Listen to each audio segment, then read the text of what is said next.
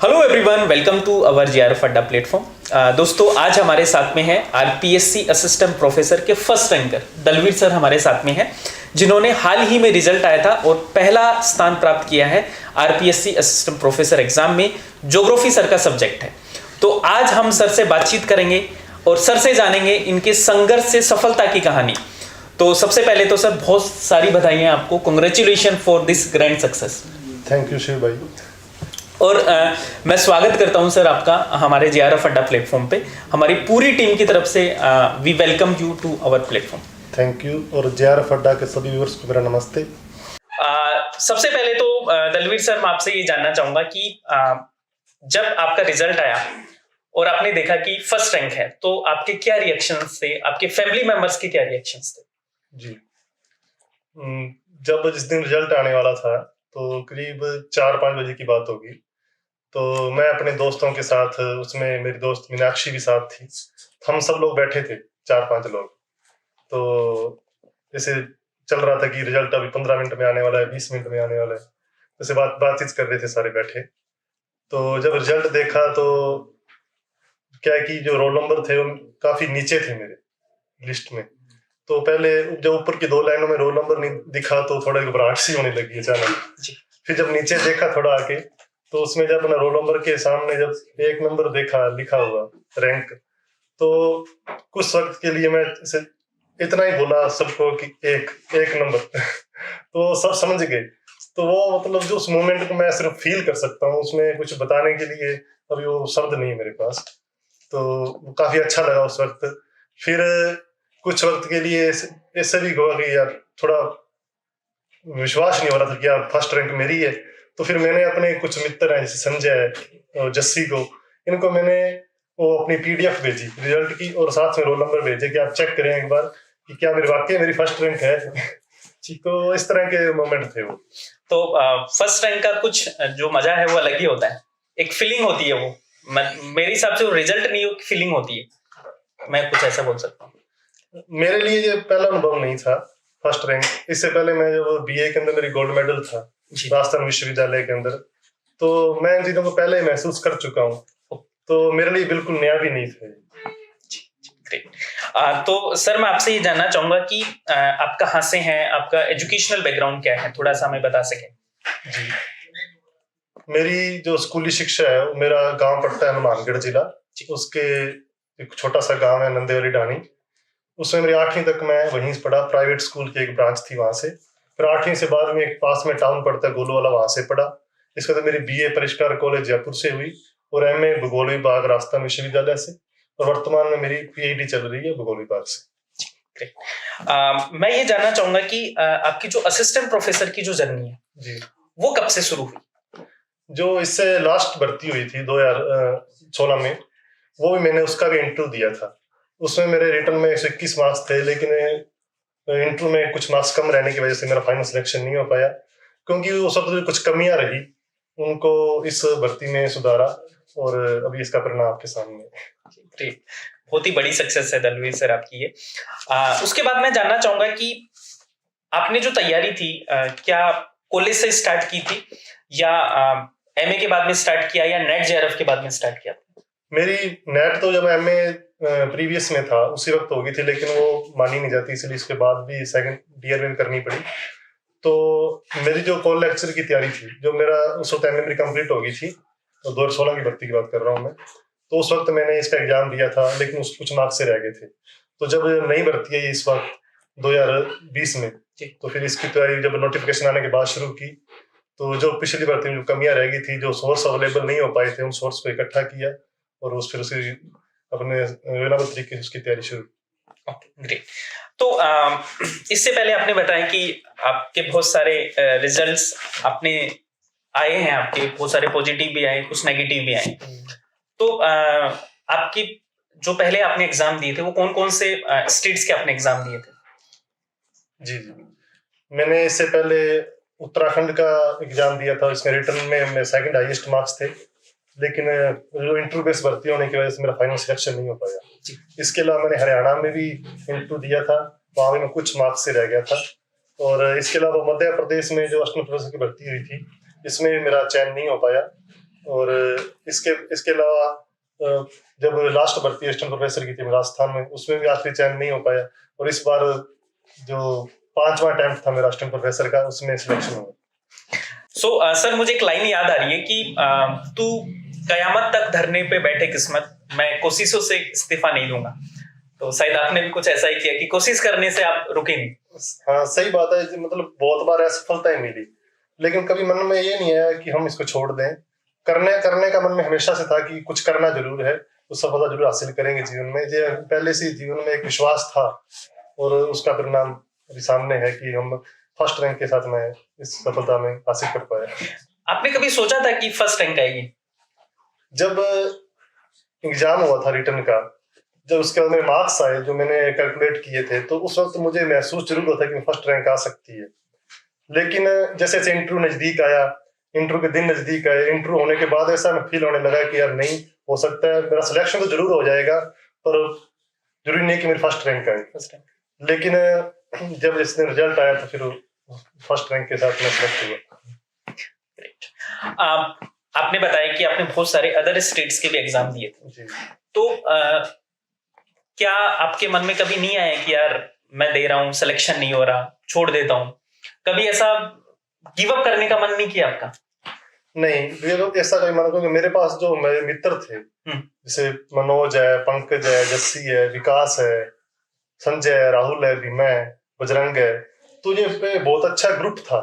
तो कभी इन दोस्तों ने कभी ऐसे, मैं क्या कहते हैं कि खुद पीछे हटने का, जहाँ पर मन में निराशा का ऐसा भाव, रिजल्ट आने तो जरूर होता था कि निराश हो जाते थे, लेकिन कभी उन्होंने समय बाद में कहते नहीं दलवीर तो कर सकता है, तेरे में योग्यता है, तुम गोल्ड मेडल है बीए का, ऐसे थोड़ी है, तेरे में कुछ तो योग्यता है, तो जरूर आप सफलता हासिल करेगा, लगा रहे, और वो सफलता हासिल कर पाए। आपके फ्रेंड आपको शायद अभी देख रहे होंगे, कोई मैसेज देना चाहते हैं उनको? एक व्यक्ति का जीवन बहुत सारे लोगों के सहयोग से बनता है, तो उसमें आपके परिवार का, दोस्तों का बहुत बड़ा सहयोग होता है। तो जो आज मैं हूँ उसमें मेरे दोस्तों का बहुत बड़ा सहयोग है, चाहे वो मेरे बीए के दोस्त रहे हों, चाहे वो एमए के हों, चाहे मैं सिविल सर्विस की तैयारी के दौरान दिल्ली में रहा, उस वक्त मेरे दोस्त बने, जहाँ मेरे वर्तमान में जो दोस्त हैं, मैं जिनके साथ अभी रह रहा हूँ, तो उन सब का मेरे जीवन में बहुत बड़ा सहयोग रहा है।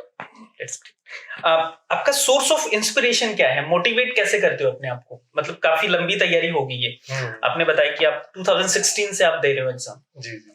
तो इस फील्ड में डटे कैसे रहे आप? क्या सोर्स ऑफ इंस्पिरेशन था? हमेशा परिवार की तरफ से जो पारिवारिक जिम्मेदारियां थी उससे हमेशा हमें मुक्त रखा गया, तो उन्होंने हमेशा कहा कि आप पढ़ाई करो। तो हमारा सबसे बड़ा जो इंस्पिरेशनल सोर्स था वो मेरा परिवार था। उन्होंने हमेशा मोटिवेट करा कि आपको एक अच्छी जॉब हासिल करनी है। तो मेरे पापा जैसे कि एक टेक्निकल फील्ड के अंदर गवर्नमेंट जो सर्विस में है, पीएचईडी डिपार्टमेंट के अंदर, तो उनका हमेशा ये मन में रहा कि मेरा बेटा सिविल सर्वेंट बने या एक असिस्टेंट प्रोफेसर बने। तो और इसलिए वो हमेशा परिवार से मोटिवेशन मिलता रहा, फिर दोस्तों से मोटिवेशन मिलता, जैसे बाकी 7 के लोग सेलेक्ट हुए तो उनसे भी मोटिवेशन मिलता रहा, तो ये बरकरार रहा वर्तमान तक। मैं ये जानना चाहूंगा कि आपका जो सब्जेक्ट है वो है ज्योग्राफी जी, तो आपने ज्योग्राफी क्यों चूज किया? ज्योग्राफी एमए के लिए कैसे कर रहे हो आप? या मतलब ऐसा होता है कि एक सब्जेक्ट चॉइस होती है, तो जैसे कॉलेज में हम या 12th में जो स्टूडेंट है या जिन्होंने ग्रेजुएशन किया है उसके बाद हम मास्टर्स करते हैं, तो कौन से सब्जेक्ट से इजी रहता है या सब सब्जेक्ट बराबर हैं इसमें? मैं इसकी स्कूलिंग से शुरू करूंगा। जब 11th के अंदर हमें 3 ऑप्शनल सिलेक्ट करने होते हैं, तो जिस स्कूल से मैंने प्राइवेट स्कूल से 11th-12th की, वहां पे ज्योग्राफी लगभग सबको रखना अनिवार्य था, एक तरीके से उनके अनिवार्य सब्जेक्ट था। और इसके अलावा मैंने फिर इकोनॉमिक्स रखा और तीसरा सब्जेक्ट मेरा पंजाबी साहित्य था। फिर वो जब ज्योग्राफी जब पढ़ा तो वहाँ हमारे मेस सर थे ज्योग्राफी, तो हमें उस एक कहते हैं कि एक विषय के अंदर एक रुचि एक शिक्षक पैदा करता है, तो उन्होंने बहुत अच्छे से पढ़ाया। इस बार बीए के अंदर भी हमने उसे कंटिन्यू रखा, तो ज्योग्राफी मेरा बीए में, और इसके अलावा पब्लिक एडमिनिस्ट्रेशन रहा और इकोनॉमिक्स रहा। तो लेकिन जब बीए में हमें मधुसूदन शर्मा सर ने इकोनॉमिक्स पढ़ाया, तो उनके पढ़ाने के तरीके से मेरा इकोनॉमिक्स विषय में इतना अधिक रुचि उत्पन्न हो गई कि मैंने बहुत सारी बुक्स जो लोग MA के लोग पढ़ते हैं, शोधार्थी पढ़ते हैं, मैंने BA में पढ़ ली इकोनॉमिक्स की बुक्स। तो मेरा आगे मन भी इकोनॉमिक्स में MA करने का था, लेकिन मेरे मित्र जो मनोज कुमार हैं, जो भी IDS हैं, तो उन्होंने कहा कि नहीं दलवीर, तुझे सिविल सर्विस में जाना है और तुझे गवर्नमेंट जॉब की तैयारी करनी है, तो तेरे लिए ज्योग्राफी बेस्ट है, वरना तो इकोनॉमिक्स में इतना खो जाएगा कि तू उसको तैयारी नहीं दे पाएगा, समय नहीं दे पाएगा। तो फिर मैंने MA ज्योग्राफी से किया, भूगोल विभाग से। ओके, आपने कौन कौन सी बुक्स पढ़ी ज्योग्राफी के लिए, मैं जानना चाहूंगा। उसके बाद में मैं पेपर 3 की बात करूंगा। तो सबसे पहले तो आप ब्रीफ में सर ये बताइए कि आपने ज्योग्राफी के लिए कौन कौन सी बुक्स से पढ़ी जो आप स्टूडेंट को रिकमेंड करना चाहेंगे। जी, ज्योग्राफी की मैंने जैसे कि कुल मिला के करीब 20-22 बुक्स पढ़ी होगी, दोनों सब्जेक्ट पेपर्स को मिला के। पेपर फर्स्ट में जैसे फिजिकल ज्योग्राफी के पार्ट्स हैं, उनके लिए मुख्तार सुविंदर सिंह बुक पढ़ी, और इसके अलावा ज्योग्राफिकल थॉट है, उसके लिए 2 बुक देखी मैंने, माजिद हुसैन सर की और अपने SD कौशिक और DS रावत की। तो कुछ हिस्सा जो मैंने अर्बन ज्योग्राफर तक था वो माजिद हुसैन से पढ़ा, उसके बाद का मैंने कौशिक और रावत से पढ़ा। इसके अलावा रिसर्च मेथोडोलॉजी की कोटा ओपन की बुक आती है, SC बंसल सर की बुक है। और इसके अलावा अपने पेपर सेकंड के अंदर जो है ट्रांसपोर्ट ज्योग्राफी है, उससे HM सक्सेना की बुक अभी वर्तमान अखिलेश वैष्णव सर की बुक भी आ रही है हिंदी मीडियम के छात्रों के लिए। और industrial geography Rajmal Lodha sir है। आर्थिक भूगोल की मैंने BC जाट सर की बुक देखी। रिमोट सेंसिंग GIS के लिए अपने चौनियाल सर की बुक देखी। और अपने प्रैक्टिकल ज्योग्राफी के लिए, कार्टोग्राफी के लिए अपने JP शर्मा जी, और अपने राजनीतिक भूगोल के लिए HM सक्सेना, और अपने सामाजिक भूगोल के लिए ST मौर्य, और कृषि भूगोल के लिए अलका गौतम, और इसके अलावा अपने RC तिवारी की बुक भी पढ़ी है। तो इस तरह बहुत सारी बुक्स थी, जो हो सकता है कुछ छूट गई हो। तो सर असिस्टेंट प्रोफेसर के लिए पढ़ना तो बहुत पड़ता होगा। हाँ, इसमें आपको बुक्स ही एक मात्र स्रोत है इस तैयारी का, और बहुत ही गहराई से पढ़ना पड़ता है, क्योंकि इसमें आपका कोई फर्स्ट ग्रेड का कोई पेपर नहीं है, एक आपको कॉलेज प्रोफेसर बना रहे हैं, तो उस हिसाब से आपको सोचना पड़ता है, क्योंकि इस लेवल में आपसे ये मानते आप एक रिसर्च में जाना है, आपको इसमें इसके साथ साथ आपको रिसर्च को भी लेके चलना पड़ता है। तो मैं ये बोल सकता हूँ गाइस की देखो, या तो इस ओखली में मुंह दो मत, और दो तो इसको अच्छे से फिर करो। हाँ, है ना, क्योंकि ये जो प्रिपरेशन है ये एक मैराथन टाइप है। आपको बहुत सारी बुक्स एज अ रिसर्चर आपको पढ़नी पड़ेगी, जैसा मैं समझ सकता हूँ कि आपको कोई कंपटीशन जैसे कोई जॉब का ले रहे हैं वो वाली चीज नहीं है यहाँ पे कि 1 डे एग्जाम है। यहाँ पे एक प्रोसेस है पूरा, तो उसके लिए बहुत गहराई से आपको पढ़ना पड़ेगा। इसके बाद में सर मैं जानना चाहूंगा पेपर 3 के लिए, क्योंकि बहुत सारे स्टूडेंट होते हैं जो पेपर 3 में थोड़ा सा उनको डर लगता है, स्पेशली मैं RPSC की बात करूँ तो उसके लिए आपकी क्या स्ट्रेटेजी थी सर? जैसे कि लास्ट टाइम जो भर्ती थी उसमें मेरे बहुत कम मार्क्स थे, 25 मार्क्स थे केवल इसमें।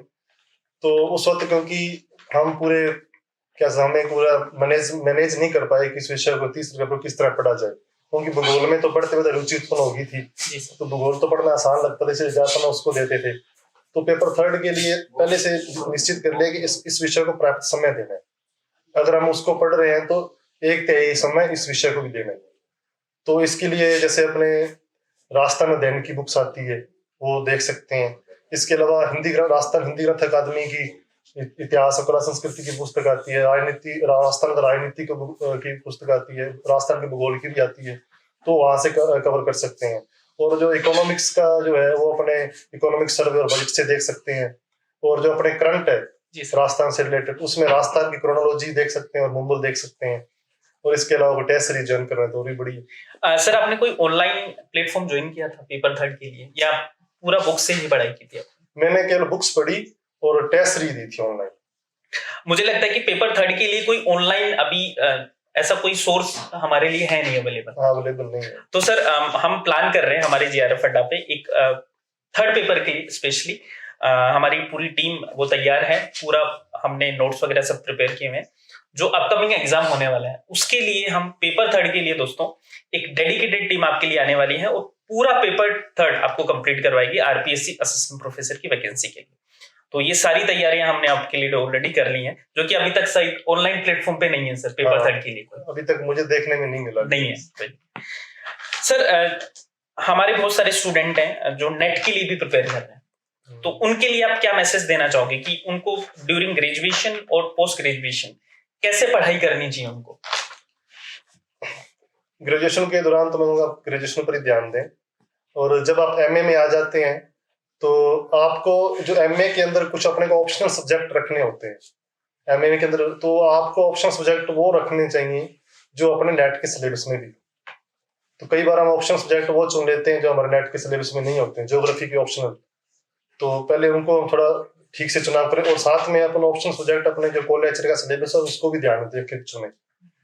तो उसके साथ साथ अपने अच्छी पुस्तकें पढ़नी चाहिए। अगर आप 1 वीक सीरीज पे ना निर्भर रह के अच्छी पुस्तकों पे पढ़ना चाहिए, ताकि आपकी जो एकेडमिक के साथ साथ आपकी नेट की तैयारी भी हो सके। और इसके अलावा कोई बढ़िया टेस्ट सीरीज ज्वाइन कर सकते हैं आप, और जो पुराने पेपर से आर्यंत के आते हैं पेपर निकाल सकते हैं। और जो सिलेबस, जो नेट का सिलेबस है, उसे अगर उस सिलेबस के अकॉर्डिंग चलेंगे, वही आपका मार्गदर्शक पथ है। जी सर। सर, क्या नेट की असिस्टेंट प्रोफेसर की तैयारी एक साथ हो सकती है? हाँ, हो सकती है, क्योंकि जो असिस्टेंट प्रोफेसर का सिलेबस है वो नेट से काफी वाइड है। अगर आप असिस्टेंट प्रोफेसर की प्रिपरेशन करते हैं तो आपका नेट होना स्वाभाविक है। तो सर, हमारा मेन टारगेट नेट ना होके असिस्टेंट प्रोफेसर होना चाहिए। जी बिल्कुल। सर, आप पीएचडी भी कर रहे हैं, तो पीएचडी में आपका टॉपिक क्या है और कहाँ से कर रहे हैं? मेरा टॉपिक, जी, मेरी पीएचडी भूगोल विभाग राजस्थान विश्वविद्यालय से हो रही है, प्रोफेसर सरीना कालिया के अंडर में। और मेरा जो पीएचडी टॉपिक है वो अर्बन ज्योग्राफी से रिलेटेड है, श्री गंगानगर शहर की नगरीय कार्तिका है। तो सर, जो आपने जो टॉपिक लिया, ये आपने कैसे चूज किया? क्योंकि बहुत सारे स्टूडेंट की क्वेरी आती है कि टॉपिक कैसे चूज करें पीएचडी के लिए, तो आप थोड़ा बता सकते हैं कि कैसे टॉपिक को चूज करना चाहिए? जी, जब मेरी एमए कंप्लीट हुई तो मैंने जब एमए में देखा कि मैंने कौन कौन सा सब्जेक्ट पढ़ लिए हैं, तो उसमें अर्बन ज्योग्राफी सब्जेक्ट नहीं था। और अर्बन ज्योग्राफी ज्योग्राफी बहुत पॉपुलर सब्जेक्ट है, लेकिन जब मेरी सब्जेक्ट जो मैंने एमए में पढ़े थे उसमें नहीं हो, तो मुझे थोड़ा लगा कि मुझे सब्जेक्ट पढ़ना चाहिए। तो जब मैंने अर्बन ज्योग्राफी को पढ़ा तो मेरा उसमें इंटरेस्ट डेवलप हुआ। उसी दौरान फिर मैंने पीएचडी में एडमिशन ले लिया, क्योंकि मुझे रिसर्च में आगे करना था। तो फिर मैंने अपना अर्बन ज्योग्राफी से रिलेटेड मैंने टॉपिक लिया और श्री गंगानगर शहर को उस विषय के लिए चुना। Okay sir, great. सर, एक मैं सवाल आपसे पहले पूछना चाह रहा था, तो मैं अभी दोबारा से मैं पूछ लेता हूँ उस चीज को थोड़ा सा, कि जो थर्ड पेपर है उसका कितना रोल है सर? आरपीएससी असिस्टेंट प्रोफेसर में थर्ड पेपर का कितना रोल है? 50 नंबर बहुत डिसाइडेबल पार्ट है इसके, क्योंकि ज्योग्राफी के अंदर तो हो सकता है आपका इतना अंतर नहीं आए, लेकिन जीके के पेपर में कुछ लोगों के मार्क्स 20 के करीब होंगे और कुछ के 30 प्लस होंगे, लेकिन ज्योग्राफी में आप देखते हैं 5 से 10 नंबर का ही अंतर बैठता है वहां पे। और इसमें जो 50 नंबर के में आपका अगर 5 से 10 नंबर का अंतर बैठ रहा है तो बहुत बड़ा अंतर माना जाएगा। तो ये पिछली बार से मेरे 50 में से 25 मार्क्स थे और इस बार 30 मार्क्स हैं, और पिछली बार से पेपर भी थोड़ा हार्ड था इस बार, तो इस हिसाब से 30 मार्क्स बहुत अच्छे मार्क्स माने जाते हैं। तो मैं इसलिए कहना चाहूंगी इसके आप बराबर समय दें, तो कम से कम इसे जितना आप समय दे रहे हैं उसका 1/3 समय आप इसको भी दें। जी सर। सर, आपका कोई इंटरव्यू में ऐसा एक्सपीरियंस या ओवरऑल इंटरव्यू का एक्सपीरियंस कैसा रहा सर आप? जी, मेरा कटारा सर का बोर्ड था और उसके अलावा 2 एक्सपर्ट और थे। तो मेरा इंटरव्यू लगभग मेरा पीएचडी पे चला कि आप पीएचडी का टॉपिक क्या है, आप हाइपोथेसिस कौन कौन सी है, हाइपोथेसिस क्या होती है, और जैसे कि कुछ अप्लाइड, जैसे मैंने फिर जब टॉपिक प्रेजेंटेशन के लिए पढ़ाया तो वो भी मेरा अर्बन मॉर्फोलॉजी के जो थ्योरीज है उनसे रिलेटेड था। तो बाद में उसे काउंटर क्वेश्चन भी मेरे से जो हुए, वो अपने जो स्टडी एरिया मेरा पीएचडी का, वहां से अप्लाइड से पूछा गया कि अच्छा आप अपने एरिया में कौन सी थ्योरी अप्लाई कर रहे हो। तो मेरा जो लगभग ओवरऑल जो इंटरव्यू था वो पीएचडी से रिलेटेड चला। इसके अलावा जो मेरा बीए में गोल्ड मेडल था उससे भी वो काफी प्रभावित हुए। ओके, तो सर एकेडमिक अच्छा होना क्या इंटरव्यू को प्रभावित करता है सर? हाँ, अगर आप असिस्टेंट प्रोफेसर जैसे पद पे जा रहे हो तो आपको एक छात्रों को जाके पढ़ाना है। तो अगर आपका एकेडमिक अच्छा है तो उन्हें ऐसे लगता है कि इन्होंने अपने कॉलेज टाइम के अंदर खुद अच्छे से उन पुस्तकों को पढ़ा है जिन बच्चों को जो पढ़ाने जा रहे हैं। तो इससे उनको लगता है कि ये एकेडमिक में अच्छा है तो आगे अच्छा टीचिंग भी दे सकेगा। तो उन्होंने उन विषयों को अच्छे से पढ़ा है। बेसिकली सर हम बोल सकते हैं कि टेम्परामेंट जो होता है वो आपका अच्छा बन जाता है अगर आपका एकेडमिक अच्छा है। लेकिन ऐसा जरूरी नहीं है कि अगर आपका एकेडमिक अच्छा नहीं है तो आप सिलेक्ट नहीं हो सकते, इसमें वो एक अलग चीज है। Okay sir. सर, कोई ऐसा रोचक बात आपके इंटरव्यू में हुई हो? अभी तो मुझे ऐसा कुछ याद नहीं आ रहा, लेकिन ज्यादातर मेरा इंटरव्यू पीएचडी से रिलेटेड चला। पीएचडी से? ओके सर, आप पढ़ते ही हो या कुछ अदर आपके एक्स्ट्रा करिकुलर एक्टिविटीज में भी आपका इंटरेस्ट है? आपकी क्या कुछ हॉबी है? जैसे कि मैं बीए के टाइम बॉक्सिंग खेलता था। ओके। और ड्रामा भी करते थे हम परिष्कार के कॉलेज में, तो 2 ड्रामा में पार्टिसिपेट किया मैंने। और बॉक्सिंग भी खेले, रामचंद्र गुज्जर सर थे। खेलता तो मैं कबड्डी आ रहा था, तो लेकिन उन्होंने कहा नहीं तो बॉक्सिंग खेलेगा, तो फिर उन्होंने बॉक्सिंग खेलना सिखाया। तो फिर बीए में इंटर यूनिवर्सिटी में तो बॉक्सिंग खेले। उस वक्त बॉक्सिंग खेलने में भी इंटरेस्ट है और अभी देखने में भी इंटरेस्ट है ही, तो लेकिन स्पोर्ट्स इंजरी की वजह से मैंने बॉक्सिंग खेलना छोड़ दिया। और इसके अलावा अपने यूनिवर्सिटी में कल्चरल जो फेस्टिवल होता है उसके अंदर भी पार्टिसिपेट किया कई बार। और अब वर्तमान में मुझे पोएम लिखने का भी शौक है। तो बेसिकली आप ऑलराउंडर हो। हाँ। That's great. तो सर, काफी चीजें हमने डिस्कस कर ली है। इसके अलावा मैं ये जानना चाहता हूँ कि सर, हर एक एस्पिरेंट होता है, उसकी कुछ ना कुछ गलतियां होती हैं। तो आप ऐसी कोई कुछ आपकी 5 मिस्टेक जो आप एस्पिरेंट को सजेस्ट करना चाहोगे कि ये आपको प्रिपरेशन के दौरान नहीं करनी है? हम क्या है कि बहुत सारे एग्जाम की एक साथ प्रिपरेशन करते हैं। अगर आरएस की वैकेंसी आ गई तो उस तरफ हो गए, एसआई की आ गई तो उस तरफ हो गए, फर्स्ट ग्रेड आ गई तो उस तरफ हो गए। हमें अपना टारगेट निश्चित करना पड़ेगा अगर हमें किसी टारगेट को अचीव करना है। अगर हम 2 घोड़ों पे सवार होंगे तो चोट लगना स्वाभाविक है। तो इसलिए अच्छा है कि आप एक टारगेट निश्चित करें, उसी के अनुरूप अपनी तैयारी करें। और दूसरी जो अपना देखते हैं कि छात्र जो गाइड बुक्स होती है उन पर ज्यादा ध्यान देते हैं, तो मैं यही कहूंगा कि आप अच्छी रेफरेंस बुक्स पढ़ें, क्योंकि जो गाइड बनती है वो रेफरेंस बुक्स से बनती है। तो आप उन अच्छी रेफरेंस बुक्स को पढ़ें ताकि आप उस विषय की अच्छे समझ विकसित कर सकें। जो कंपटीशन की तैयारी कर रहे हो उन जो टॉपिक्स हैं उनके अच्छे समझ विकसित कर सकें। और इसके साथ साथ कुछ छात्र होते हैं जो कि पढ़ते तो रहते हैं लेकिन टेस्ट सीरीज ज्वाइन नहीं करते, तो मैं चाहता हूँ वो टेस्ट सीरीज भी ज्वाइन करें ताकि उन्हें अपनी तैयारी के दौरान अपने खुद एवेल्युएट कर सकेंगे कि किस स्टैंडर्ड पे भी वो है। तो इन चीजों का आप ध्यान रख सकते हो। सर, आपने कोई टेस्ट सीरीज ज्वाइन की थी इस एग्जाम के लिए? जी, मैंने 2 टेस्ट सीरीज ज्वाइन की थी। एक तो अपने गुरुकुल टेस्ट सीरीज है सूरतगढ़ में, जो आशीष पुदारा सर चलाते हैं, खुद असिस्टेंट प्रोफेसर हैं वो। और उसकी मैंने पूरे टेस्ट किए थे। मैं जीके की टेस्ट की थी और ज्योग्राफी की भी की थी। इसके अलावा मैंने अभिप्राय कोचिंग में बच्चन सर है, तो जो भी सिलेक्ट हुए हैं उनकी टेस्ट सीरीज ज्वाइन की, लेकिन मैंने केवल एक टेस्ट दिया था उनका, मैं टेस्ट दे नहीं पाया बाकी उनके। तो बस ये के 2 टेस्ट सीरीज मैंने ज्वाइन की थी। That's great sir. इसके अलावा सर, आप कुछ हमारे स्टूडेंट को मैसेज देना चाहते हैं इस प्लेटफॉर्म से, तो आप? यही कहूंगा कि जो आप जीवन में एक बार निश्चित कर लेते हैं आप उसमें निरंतर लगे रहें, क्योंकि किसी भी एग्जाम की सफलता का अगर कोई सबसे जरूरी अगर आवश्यक उसके लिए है तो निरंतर उसके लिए तैयारी करना है। ऐसा नहीं है कि आप तैयारी कर रहे हैं फिर कुछ समय के लिए इसको छोड़ दें, दूसरे कामों में व्यस्त हो जाएं। आप जिस एग्जाम की तैयारी कर रहे हैं उसी में लगे रहें और आपको सफलता अवश्य मिलेगी। Thank you so much sir, हमारे स्टूडेंट को इतना आपका कीमती वक्त देने के लिए। और पूरे जेआरएफ अड्डा टीम की तरफ से मैं आपका आभार व्यक्त करता हूँ। और आप हमारी टीम से जुड़े रहें, मैं तो यही बोलूंगा, क्योंकि नेक्स्ट एग्जाम आने वाला है और हमारे जो लर्नर्स हैं उनको गाइड करते रहें सर। थैंक यू शिव जी और रामचंद्र पटेल भाई साहब, बहुत थैंक यू इस मंच प्रदान करने के लिए। Thank you so much guys everyone. फिर मिलेंगे दोस्तों नेक्स्ट इंटरव्यू सीरीज में।